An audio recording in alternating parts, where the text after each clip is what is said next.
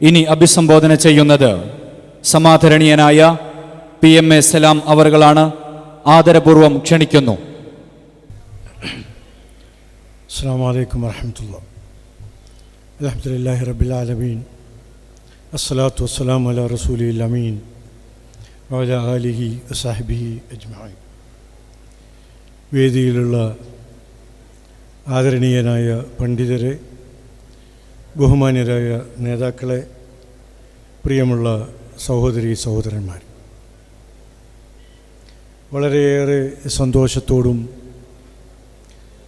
ചാരിതാർത്ഥ്യത്തോടും കൂടിയാണ് ഈ മനുഷ്യ മഹാസംഗമത്തിൽ ഞാൻ എഴുന്നേറ്റ് നിൽക്കുന്നത്. വളരെയേറെ പരീക്ഷണങ്ങൾ നേരിട്ട് കാലങ്ങളിലൂടെ നിരവധി വെല്ലുവിളികളെ അതിജീവിച്ച്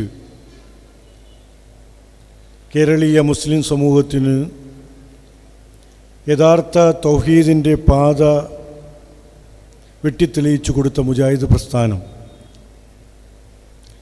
അത് കാലാകാലങ്ങളിലായി ഉയർന്നു വരുന്ന പ്രതിബന്ധങ്ങളെയും പ്രതിസന്ധികളെയും അതിജീവിച്ചുകൊണ്ട് അള്ളാഹുവിൻ്റെ അപാരമായ അനുഗ്രഹം കൊണ്ട് ഓരോ ദിനവും വളർന്നുകൊണ്ടിരിക്കുന്നു എന്നതാണ് ഈ സമ്മേളനം തെളിയിക്കുന്നത്. ഈ കോഴിച്ചെനയിൽ സംഘാടകരുടെ പ്രതീക്ഷകൾക്കപ്പുറത്താണ് ജനക്കൂട്ടം വന്ന് നിറഞ്ഞിരിക്കുന്നത്.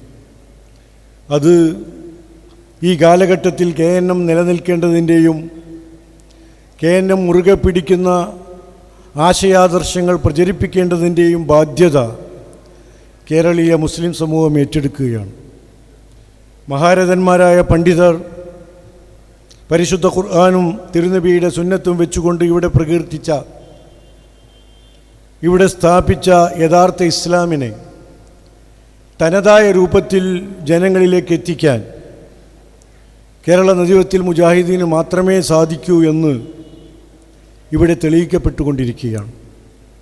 പ്രത്യേകിച്ചും ഇസ്ലാമിനെക്കുറിച്ച് ഒരുപാട് തെറ്റിദ്ധാരണകൾ നവലോകക്രമത്തിൽ തെളിഞ്ഞു നിൽക്കുന്നൊരു കാലഘട്ടത്തിൽ ഇസ്ലാം എന്ന് പറഞ്ഞാൽ അത് സംഘർഷത്തിൻ്റേതാണ്, അത് ശത്രുക്കളെ വകവരുത്തുന്നതാണ്, അതിലെ ജിഹാദ് യുദ്ധമാണ്, ശത്രുക്കളെ അപകടപ്പെടുത്താനും അപായപ്പെടുത്താനും കൊലപ്പെടുത്താനുമാണ് അത് ആഹ്വാനം ചെയ്യുന്നത് പോലെയുള്ള ദുരാരോപണങ്ങൾ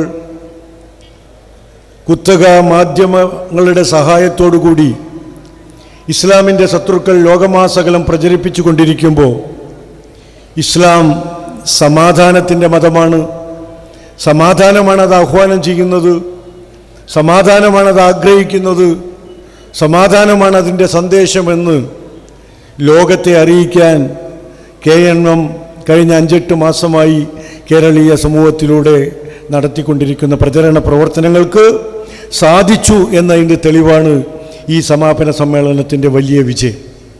ഞാൻ ദീർഘിപ്പിക്കുന്നില്ല എന്ന് മാത്രവുമല്ല, മഹാരഥന്മാരായ പണ്ഡിതരെയും നേതാക്കളെയും പിറകിലിരുത്തി ഒരു പ്രസംഗം അധിക പ്രസംഗം തന്നെയാവുമെന്ന് നിങ്ങളെപ്പോലെ എനിക്കും അറിയാം. അതുകൊണ്ട് തന്നെ ഇത്രയും വലിയ ഒരു സമ്മേളനത്തിന് സാക്ഷ്യം വഹിക്കാൻ സാധിച്ച ഒരു പ്രദേശത്തിൻ്റെ പ്രതിനിധി എന്ന നിലക്ക് ഇവിടെ എത്തിച്ചേർന്ന എല്ലാവരുടെയും ഈ കർമ്മം ഒരു പുണ്യകർമ്മമായി സർവശക്തനായ നാഥൻ സ്വീകരിക്കുമാറാകട്ടെ.